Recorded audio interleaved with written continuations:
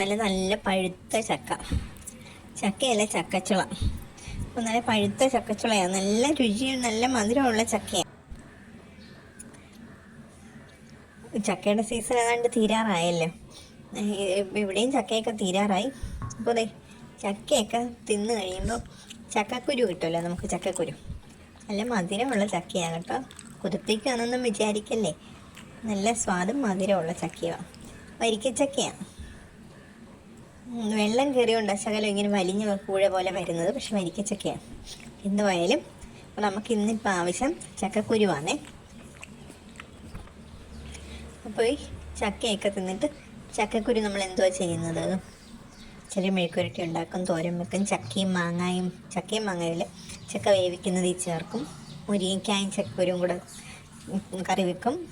ഇതിനൊക്കെ പല കറികളും വെക്കും അല്ലയോ. അപ്പോൾ ഇന്നിപ്പോൾ നമ്മൾ ഈ ചക്കക്കുരു കൊണ്ട് ചക്കക്കുരു തോരനാണ് ഉണ്ടാക്കുന്നത്. ഒരു സിമ്പിൾ എളുപ്പമായിട്ടുള്ള തോരന്. അപ്പോൾ ഈ ചക്കക്കുരു തൊലി കളഞ്ഞ് വെള്ളത്തിലിട്ട് വെച്ചിരുന്നതാണ്. എളുപ്പത്തിന് വേണ്ടി അങ്ങനെ ചെയ്യുന്നത്. ബ്രൗൺ തൊലി കളഞ്ഞില്ലെങ്കിലും കുഴപ്പമൊന്നുമില്ല. വേണമെങ്കിൽ കുറച്ച് കളയാം. ഇങ്ങനെ അരിയണം. അപ്പോൾ ഇങ്ങനെ അരിഞ്ഞെടുത്തിട്ടുണ്ട്. ഇനിയിപ്പോൾ നമുക്ക് തോരന് വേണ്ടിയിട്ട് ഒരു പാത്രത്തിലോട്ട് മാറ്റാം.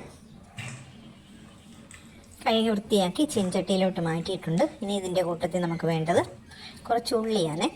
കൊച്ചുള്ളിയാണെങ്കിൽ നല്ലത്, അല്ലെങ്കിൽ സവോള ആയാലും മതി. ഇതിപ്പോൾ ഒരു 1/4 ഭാഗം സവോള ചെറുതായിട്ട് ചോപ്പ് ചെയ്ത് ചേർത്തിട്ടുണ്ട്. ഇനിയിപ്പോൾ അതിൻ്റെ കൂട്ടത്തിൽ പച്ചമുളക്. എരിക്ക് വേണ്ടിയിട്ട് നമ്മൾ പച്ചമുളകാണ് ചേർക്കുന്നത്. അതുകൊണ്ട് അവരവരുടെ എരിയുടെ അനുസരിച്ച് പച്ചമുളക് കൂടുതൽ ചേർക്കുകയോ കുറയ്ക്കുകയോ ചെയ്യാം. ചെറുതായിട്ട് ഇങ്ങനെ അരിഞ്ഞിടണം. ഇപ്പം പച്ചമുളകിന് എരി കൂടുതൽ കാണും. അന്നേരം അത് എണ്ണം കുറച്ച് മതി. അതിനനുസരിച്ച് എരിക്കനുസരിച്ച് ചേർക്കണം. പിന്നെ ഉപ്പ് സ്വാദനുസരിച്ച് ഉപ്പ് ചേർക്കണം. ഇപ്പം അതിൻ്റെ കൂട്ടത്തിൽ തേങ്ങ തിരുമ്മിയത് 1 പിടി അല്ലെങ്കിൽ 1.5 പിടി.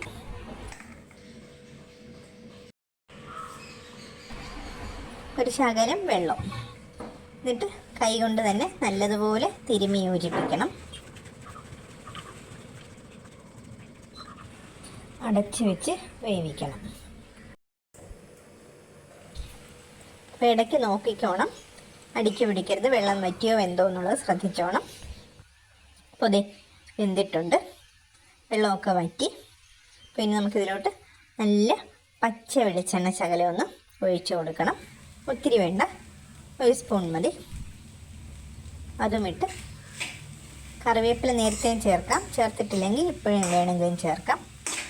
ഇളക്കി എടുത്ത് വെച്ചാൽ മതി. ഇപ്പോൾ നല്ല സ്വാദിഷ്ടമായ ചക്കക്കുരു തോരൻ റെഡി ആയിട്ടുണ്ട്. ചോറുണ്ണാൻ വളരെ സ്വാദിഷ്ടമാണ്. ചുമ്മാതെ കോരി തിന്നാനായാലും നല്ലതാണ്. എനിക്കിങ്ങനെയുള്ള തോരനൊക്കെ ചുമ്മാതെ കോരി തിന്നുന്നത് ഇഷ്ടമാണ്. ഞാൻ അതുകൊണ്ടാണ് അങ്ങനെ പറഞ്ഞത്. അപ്പോൾ നിങ്ങളിങ്ങനെ ചക്കക്കുരു തോരൻ ഉണ്ടാക്കിയിട്ടില്ലെങ്കിൽ ഉണ്ടാക്കണം. നല്ല ചക്കക്കുരു തോരന തീർച്ചയായിട്ടും നിങ്ങൾക്ക് ഇഷ്ടപ്പെടും.